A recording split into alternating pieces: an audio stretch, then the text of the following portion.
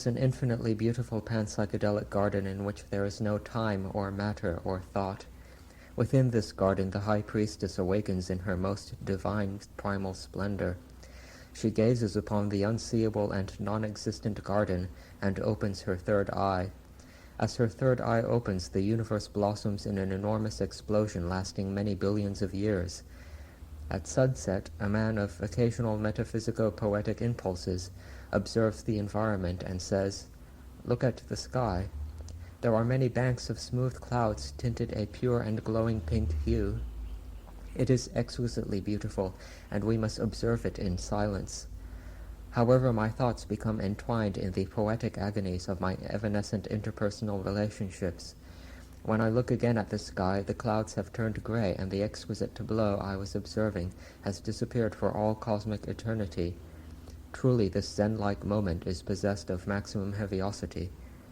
The ink has emptied from my pen, and this is my final poem. My soul is transformed, and I travel to a ridiculous city on Mars of which I previously knew nothing.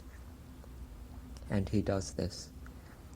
How indescribably groovy, say the onlookers who are completely mystified.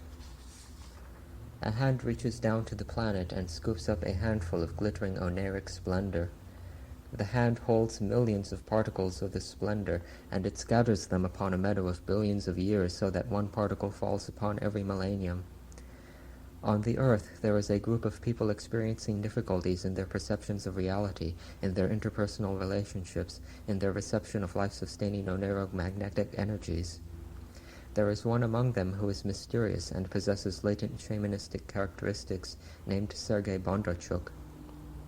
One day he gathers everyone for a special tea ceremony. They go to a meadow, and Sergei Bondarchuk spreads out the tea mat and arranges the tea things, which include a cup bearing images of lotuses and a cup bearing images of dragons. They seat themselves upon the tea mat, and Sergei Bondarchuk announces, "This is the flying tea ceremony." The tea mat lifts off from the ground and flies into the air, carrying everyone with it.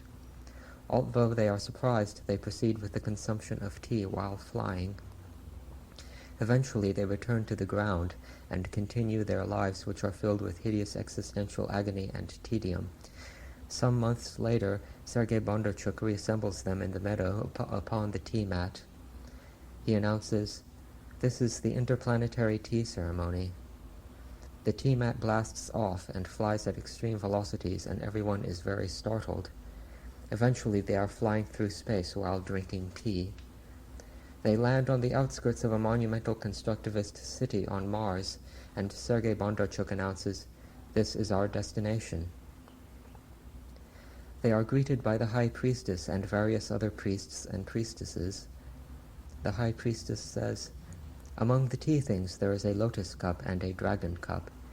The lotus is infinity and beauty and contemplation and passive radiant splendor. The dragon is finity and function and action and strength. Together they form reality, which is a mixture of these states. Human existence is the condition of flowing between these states continuously and experiencing this occurrence and interacting with it in every dimension. By realizing this, one may become unified with reality. Reality is enormous and possessed of an indescribably glorious cosmic splendor. Reality is delicious and nutritious. Reality can be accessed in a plurality of flavor modes. Reality is as indescribably beautiful as the wind passing through glass chimes in conjunction with microphone feedback. With one eye you must contemplate the lotus cup, and with the other eye you must contemplate the dragon cup. You must continue this until one half of your body turns into the lotus cup, and the other half of your body turns into the dragon cup. Then the two halves of the body must merge. A flower is much smaller than a mountain. A mountain is much larger than a flower. A flower is much larger than a mountain. A mountain is much smaller than a flower." At this point in time, the lotus cup and the dragon cup that were among the tea things begin to glow, and they fly up into the sky. "Their destination is Sirius," says a priest. Everyone returns to Earth illuminated, except for Sergei Bondarchuk, who remains on Mars as the consort of the high priestess. One day, she decides to travel to Atlantis by train. During the journey, the train stops near some flowers. The high priestess leaves the train to observe them, and as she approaches them, she discovers that they are so overwhelmingly beautiful that she explodes. When Sergei Bondarchuk hears of her explosion, he ascends the stairs of the Celestial Observation Tower. When he reaches the top, he has changed sex and is now the High Priestess.